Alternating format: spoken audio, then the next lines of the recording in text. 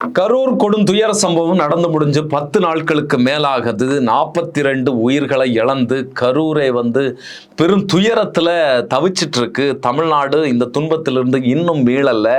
இதற்கு தார்மீக பொறுப்பு ஏற்க வேண்டிய விஜய் அவர்களோ அவருடைய அடுத்த கட்ட தலைவர்களோ யாருமே இதுவரைக்கும் வருத்தமோ கவலையோ இதுல தெரிவிக்கல. மிக மிக முக்கியமான விஷயம் என்னன்னு சொன்னா, இதுல உயிரிழந்தவர்களுடைய குடும்பங்களை இதுவரைக்கும் இவர்கள் போய் சந்திக்கல. இந்த நிலையில விஜய் அவர்கள் வீடியோ காலில் அந்த பாதிக்கப்பட்ட குடும்பங்கள்ல பேசியிருக்கிறாரு அப்படிங்கிற தகவல்கள் செய்திகள்லாம் வெளியாகி இருக்கு. மிக மிக முக்கியமாக அவர் சொன்னது பார்த்தீங்கன்னு சொன்னா, உங்களுடைய குடும்பத்துல நான் ஒரு நபராக இருப்பேன், உங்களுடைய சகோதரனாக இருப்பேன், வரக்கூடிய நாட்கள்ல நான் உங்களை சந்திப்பேன். அதுல மிக முக்கியமா என்ன சொல்லியிருக்காருன்னு சொன்னா, காவல்துறை அனுமதி அளித்தா நான் உடனே வந்துருவேன் உங்களை சந்திக்கிறதுக்கு அப்படிங்கிற தகவலை சொல்லி இருக்கிறாரு. இந்த நிலையில கரூர் போறதுக்காக டிஜிபி அலுவலகத்துல ஒரு அனுமதி கடிதம் கொடுத்திருக்கிறாரு. அந்த இதுல பாத்தீங்கன்னு சொன்னா, இந்த பாதுகாப்பு விஷயங்களை எனக்கு செய்து தரணும் அப்படின்னு சொல்லி அவர் கேட்டிருக்கிறாரு. அவர் போறதுல பிரச்சனை இல்லை, இந்த பாதுகாப்பு விஷயங்களை எனக்கு செய்து தரணும் அப்படின்னு கேட்டிருக்கிறாருல, அதுதான் மிக மிக வினோதமாக இருக்கு. இந்த உலகத்திலேயே எந்த அரசியல் தலைவரும் இதுவரைக்கும் இப்படி ஒரு விஷயத்தை கேட்டிருக்க மாட்டாங்க. யாருமே இப்படி செய்து தாங்க அப்படின்னு சொல்லியிருக்க மாட்டாங்க. அப்படிப்பட்ட விஷயத்தை தான் இவர் சொல்லியிருக்கிறாரு. இவர் தன்னை அமெரிக்க அதிபர் ட்ரம்பாகவோ சைனாவினுடைய பிரதமராகவோ நினைச்சிருக்கிறார் போல் இருக்கு. அதனுடைய வெளிப்பாடாகத்தான் இதை கேட்டிருக்கிறாரு. என்னென்ன கேட்டாரு அப்படிங்கிறத நம்ம இந்த வீடியோல பார்ப்போம். இந்த கரூர் துயர சம்பவம் நடந்து இவங்க எல்லாம் தப்பிச்சு போயிட்டாங்க, தலைமறைவாயிட்டாங்க தாவேகா கட்சியினர். குறிப்பாக விஜய் அவர்களுக்கு நெஞ்சு உடைஞ்சு அவர் அமைதி ஆயிட்டாரு. 3 நாட்களுக்கு பிறகு அவர் ஒரு வீடியோ வெளியிட்டாரு. அதுலேயும் இந்த சம்பவத்திற்கு தார்மீக பொறுப்பேற்று வருத்தமோ கவலையோ அவர் தெரிவிக்கலை. அதுலேயுமே தமிழக முதல்வர் ஸ்டாலின் அவர்களை எச்சரிக்கக்கூடிய ஒரு தொனியில தான் அவர் பேசியிருந்தார். இன்னுமே அவர் ஒரு சூப்பர் ஸ்டாராக, உலக மகா நடிகராகத்தான் அவர் தன்னை இது பண்ணிட்டு இருக்கிறாரு. எல்லாருக்கும் மேலான ஒரு நபராக அவர் தன்னை பார்த்துட்டு இருக்கிறாரு அப்படிங்கிறது தான் இதில் நமக்கு வெட்ட வெளிச்சம் ஆகிறது. இன்னும் பார்த்தீங்கன்னு சொன்னால், இந்த அனுமதி கடிதத்தில் அவர் கொடுத்திருக்கிறது வேடிக்கையாகவும் வினோதமாக இருக்கு. ஏற்கனவே சொன்ன மாதிரி அதில் சென்னையிலிருந்து திருச்சிக்கு தலைவர் தனி விமானத்தில் இறங்குவார். ஏற்கனவே அவர் தனி விமானத்தில் தான் வருவார். அதில் எந்த விதமான சிக்கலும் இல்லை. அதுலேருந்து தான் இந்த வேடிக்கைகள்லாம் ஆரம்பிக்குது. அந்த விமான நிலையத்தில் இறங்கின பிறகு இவர் நடந்து போகிறதுக்கு பார்த்தீங்கன்னு சொன்னால் தனி வழி அமைச்சு கொடுக்கணும். அங்கே யாருமே வரக்கூடாது. ஒரு செக்யூரிட்டியோ இவரை செக் பண்ணுறதுக்கான ஆட்களோ வேற யாருமே அங்கே இருக்கக்கூடாது. அந்த தனி ரூட் இவருக்கு போட்டு கொடுக்கணும். இவர் அந்த ரூட்டில் போய் காரில் ஏறிடுவார். அங்கே தொண்டர்களோ வேற யாருமோ ரசிகர்களோ யாருமே இருக்கக்கூடாது அந்த விமான நிலையத்தில். இவர் மட்டும்தான் இருக்கணும், வேற யாருமே அந்த விமான நிலையத்தில் அன்னைக்கு இருக்கக்கூடாது. எல்லாரும் லீவு போட்டு போயிடணும் அப்படிங்கிறத அவர் சொல்லியிருக்கிறாரு. இன்னும் பார்த்தீங்கன்னு சொன்னால், அந்த திருச்சி விமான நிலையத்திலேருந்து கரூர் போகிறது, அந்த கரூர் போகிறதுக்கான வழி இருக்குல்ல, அந்த சாலையை க்ரீன் காரிடராக மாற்றணும். க்ரீன் காரிடர்னால் நமக்கு பலருக்கும் தெரிஞ்சிருக்கும். ஒரு அவசரமான மருத்துவ சேவை, சிலருக்கு இந்த உறுப்பு மாற்று அறுவை சிகிச்சை செய்கிறதுக்கு இவ்வளோ நேரத்தில் இந்த உறுப்பை கொண்டு போகணும் அப்படின்னு இருக்கும்ல, அந்த விஷயத்துக்கு எல்லாமே சிறப்பு அனுமதி கொடுத்து இப்படி செய்வாங்க. அதைத்தான் இவர் கேட்குறாரு. எந்த டோல்கேட்லையும் தலைவர் நிற்க மாட்டார். அது மாதிரி எங்கேயுமே சிக்னல் இருக்கக்கூடாது. அந்த சாலைகளில் அந்த மேடாக ஏதாவது இருந்தால் அதெல்லாம் தட்டி எடுத்து கிளியர் பண்ணி தலைவருக்கு கொடுக்கணும். அப்படி இவர் நேராக போய் கரூரில் போய் சேருவார். இதில் மிக மிக முக்கியமான விஷயம் என்னன்னு பார்த்தீங்கன்னு சொன்னால், இந்த வாகனத்தை யாருமே பின்தொடரக்கூடாது. ரசிகர்களோ தொண்டர்களோ பின்தொடரக்கூடாது. இப்போ இந்த விஷயமெல்லாம் கேட்கக்கூடிய விஜய்க்கு இந்த கரூரில் அந்த வேலுசாமிபுரத்தில் போகக்கூடிய வழியில் இவ்வளோ மக்கள் பின்தொடர்ந்து வந்தாங்களே, ஒரு டாட்டா காட்டி அனுப்பியிருந்தா இப்படிப்பட்ட துயர சம்பவம் நடந்திருக்குமா அப்படிங்கிறது நம்மளுடைய கேள்வியாக இருக்குது. அது மட்டும் இல்லை, உங்களை பின்தொடர்ந்து தான் டயருக்குள்ளால 2 இளைஞர்கள் வந்து போனாங்க. அவங்க எப்படி என்ன ஆனாங்க, என்ன ஆச்சு அவர்களுக்கு அப்படிங்கிறதே நமக்கு இன்னும் தெரியல.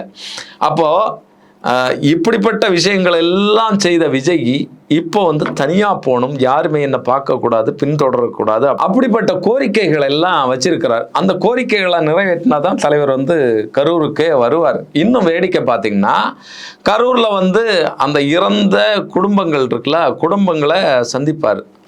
குடும்பங்களை சந்திக்கும் போது 1 கிலோமீட்டர் சுற்றளவுக்கு வேற யாருமே இருக்கக்கூடாது. பொதுமக்களோ, காக்கா, குருவி, மைனா இப்படிப்பட்ட எதுவுமே இருக்கக்கூடாது. ரசிகர்களோ, தொண்டர்களோ யாரும் இருக்கக்கூடாது. குறிப்பாக இந்த பேட்டி எடுப்பாங்கல்ல, அந்த மைக்கு கொண்டு வந்து பத்திரிகையாளர்கள், இவர்கள் இருக்கவே கூடாது. இவர்கள் வந்து இவர்களுடைய வாசமோ இவர்கள் கண்ணிலேயே பார்க்கக்கூடாது. விஜய் அவர்கள் கண்ணிலே பார்க்கக்கூடாது. அந்த மாதிரியான பாதுகாப்பு ஏற்பாடுகளை விஜய் அவர்களுக்கு செய்து கொடுக்கணும். இதில் தான் நமக்கு மிக மிக ஒரு முக்கியமான விஷயம், ஆலோசனை விஜய் அவர்களுக்கு நம்ம சொல்லலாம். அதை அவர் செஞ்சால் நல்லா இருக்கும். நேரடியாக சென்னையிலேருந்து ஒரு ஹெலிகாப்டரில் ஏறி அப்படியே போய் கரூரில் இந்த பாதிக்கப்பட்ட வீட்டுக்கு மேலே இறங்கிட்டான்னா அந்த நபர்களை மட்டும் சந்திச்சுட்டு அப்படியே மறுபடியும் ஏறி சென்னைக்கு வந்துடலாம். இப்படி ஒரு விஷயத்தை அவர் வந்து செஞ்சுருக்கலாம். அப்போ இவரை பார்க்குறதுக்கு யாருமே வரமாட்டாங்க. இவர் என்ன நினைக்கிறாருன்னா, தான் வந்து ஒரு ஒரு என்ன ஒரு ஒரு கடவுளால் உருவாக்கப்பட்ட ஒரு அதிசய பிறவி, தான் வந்து அதான் இந்த தங்க ஸ்பூனில் சாப்பிடுவான்னு சொல்லுவாங்கல்ல பிறக்கும் போதே, அப்படிப்பட்ட நபர், நான் யாருன்னு தெரியுமான்னு சொல்லுவாங்கல்ல, அந்த மாதிரி எல்லாரை விட மேலான நபர் நான் இப்படித்தான் இருப்பேன். இது என்ன மனநிலைன்னு நமக்கு தெரியல. இது வந்து ஒரு மாதிரியான உளவியல் சிக்கல். அது பலரும் பேசிட்டு இருக்காங்க, மனநோய் பாதிக்கப்பட்டவர்னு எல்லாம் பேசிட்டு இருக்காங்க. நம்ம அதை சொல்லலை. நம்ம என்ன சொல்றோம்னா, இவரை சார்ந்த நபர்களுமே மனநிலை பாதிக்கப்பட்ட நபர்களாக தான் இருப்பாங்க அப்படிங்கிறது தான் நமக்கு தோணுது. இதை இவர் மட்டும் யோசிச்சு எழுதினாரா, இல்லைன்னா இவங்க டீம் உட்காந்து யோசிச்சு இப்படிப்பட்ட விஷயங்கள் எல்லாம் நம்ம கேட்கலாம் அப்படின்னு சொல்லி எழுதுனாங்களா அப்படிங்கிறது தெரியல. இல்லைன்னா இந்த ஸ்கிரிப்ட் எழுதி கொடுக்குறாங்க பார்த்தீங்களா, சினிமாவுக்கும் இவர் போகக்கூடிய அரசியல் நிகழ்ச்சிகளுக்கும் ஸ்கிரிப்ட் எழுதி கொடுக்குறாங்கல்ல, அவங்க எழுதி கொடுக்குறாங்களா அப்படிங்கிறது தெரியல. எல்லாமே பஞ்ச் டைலாக் மாதிரி தான். இவருடைய வாழ்க்கையில் எல்லாமே பஞ்ச டைலாக் மாதிரி தான். அங்கே கரூரில் வந்தாச்சுன்னு சொன்னால் செந்தில் பாலாஜிக்கு எதிராக வந்து பாட்டு பாடுவார், அந்த பஞ்ச டைலாக் பேசுவார். அது மாதிரி ஸ்டாலின் அங்கிள் அப்படின்னு சொல்லி பஞ்ச டைலாக் பேசுவார். இதுதான் அவருக்கு தெரிஞ்சது. அப்படி பேசி பழகுனதுனால அவர் பத்திரிகையாளர்களை சந்திக்க மாட்டார். சந்திச்சா உளறிடுவார், என்ன பேசுகிறேன்னு தெரியாது, அவங்க ஏதாவது கேட்பாங்க, இவருக்கு பேச தெரியாது, எழுதி கொடுக்கறதுக்கு அந்த நேரம் ஆள் இருக்காது. இப்படிப்பட்ட மிகப்பெரிய சிக்கல்கள்லாம் இருக்குது. அதனால இப்படிப்பட்ட வசதிகளை உருவாக்கி கொடுத்தாச்சுன்னு சொன்னால் அவர் வந்து வருவார். அப்படி தான் அவர் வந்து சொல்லியிருக்கிறார் இந்த விஷயத்தில். இப்படி கண்டிஷன் எல்லாம் போடக்கூடிய விஜய் அவர்களும் தாவேகா கட்சியினரும் இந்த கவர்மெண்ட் போட்ட இந்த 11 கண்டிஷனை ஏற்று நடந்திருந்தாங்கன்னு சொன்னால் இந்த துயர சம்பவமே கரூரில் இன்னைக்கு நடந்திருக்காது. இப்படிப்பட்ட மக்கள், குழந்தைகள், பெண்கள், இளைஞர்கள் உங்களை ஒரு முறை பார்த்துட்டா போதும் அப்படின்னு சொல்லி ஆசையோடு வந்தவங்க இறந்திருக்க மாட்டாங்க.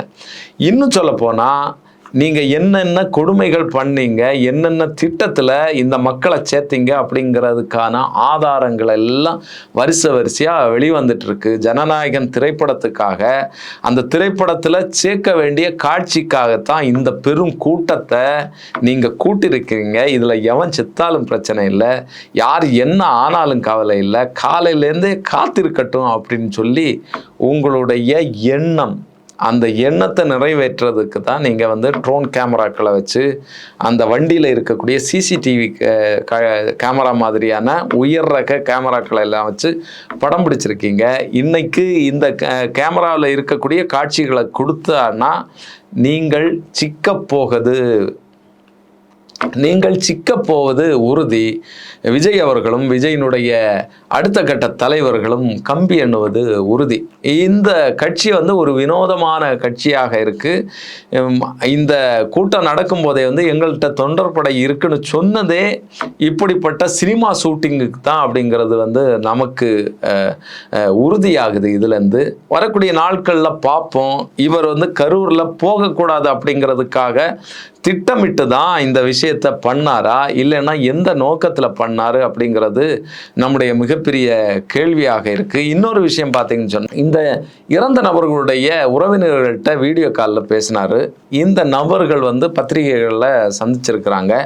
இவங்க பேசினது பார்த்தீங்கன்னு சொன்னால், விஜய் அவர்கள்ட்ட ஒரு குற்றமும் இல்லை. அவர் என்ன பண்ணுவார், கூட்டம் கூட்டினதுக்கு அரசு தான் வந்து பாதுகாப்பு கொடுத்துருக்கணும், இந்த மாதிரி எல்லாம் பேசுகிறாங்க. இது வந்து ஏற்கனவே திட்டமிட்டு விஜய் தரப்புலேருந்து பேசி இந்த வீடியோ பேசுகிறத வந்து யாருமே வீடியோ எடுக்கக்கூடாது, அதை வந்து வேற யாருக்குமே சொல்லக்கூடாது அப்படிங்கிற விதத்தில் கண்டிஷனோட தான் இதெல்லாமே பேசப்பட்டிருக்கு. இன்னொரு முக்கியமான விஷயம் பார்த்தீங்கன்னு சொன்னால், இந்த பாதிக்கப்பட்டவங்களுக்கு, இறந்தவர்களுடைய குடும்பங்களுக்கு 20 லட்சம் ரூபாய் ஒவ்வொரு நபருக்கும் கொடுக்கறதாக விஜய் அவர்கள் பேசியிருக்கிறாரு. ஆனால் இன்னைக்கு வரைக்கும் அந்த பணத்தை கொடுக்கல. இந்த 20 லட்சம் ரூபாயை ஒரு பொறியாக வச்சுட்டு இவங்க நினைக்கக்கூடியதெல்லாம் அவர்கள் பேசணும் அப்படிங்கிறத இவங்க விரும்புகிறாங்க. சரி, நம்ம விஜய் சொல்கிற மாதிரியே நம்ம பேசுவோம், ஏன்னா இந்த காசு நமக்கு கிடைக்க வேண்டியது இருக்குது. ஏழைப்பாளைகள் தானே, சாதாரண மக்கள் தானே, அங்கே போய் இறந்தவங்க எல்லாம் கூலி தொழிலாளர்கள், சாதாரண மக்கள், நடுத்தர மக்கள், தலித்துகள், இப்படிப்பட்டவங்க தான் விஜய் அவர்களை விரும்பி ஒரு ஃபோட்டோ எடுக்கணும் அப்படின்னு போய் இறந்தவங்க. அப்போ அந்த ஏழை மக்கள் என்ன பண்ணுவாங்க, இந்த காசு வாங்கணும், இன்னொன்று நம்ம கொஞ்சம் கோவப்பட்டு பேசிடக்கூடாது அப்படிங்கிறதுல தான் தன்னுடைய மகனை இழந்தவங்க, குழந்தை இழந்தவங்க, சகோதரனை இழந்தவங்க எல்லாம் இப்படி பேசுகிறாங்க, இப்படி பேட்டி கொடுக்குறாங்க அப்படிங்கிறது தான் நம்ம வந்து புரிஞ்சு கொள்ள முடியுது. இன்னொரு பக்கம் பார்த்தீங்கன்னு சொன்னால், விஜய்க்கு எதிராகவும் தாவைக்கா கட்சிக்கு எதிராகவும் மிகப்பெரிய நெருப்பு, வெறுப்பு இதெல்லாமே எரிஞ்சிட்ருக்கு அப்படிங்கிறத வந்து நம்ம பார்க்க முடியுது. களத்தில் அது எப்படி எதிரொலிக்கும் அப்படிங்கிறது போக போக தெரியும் நிச்சயமாக.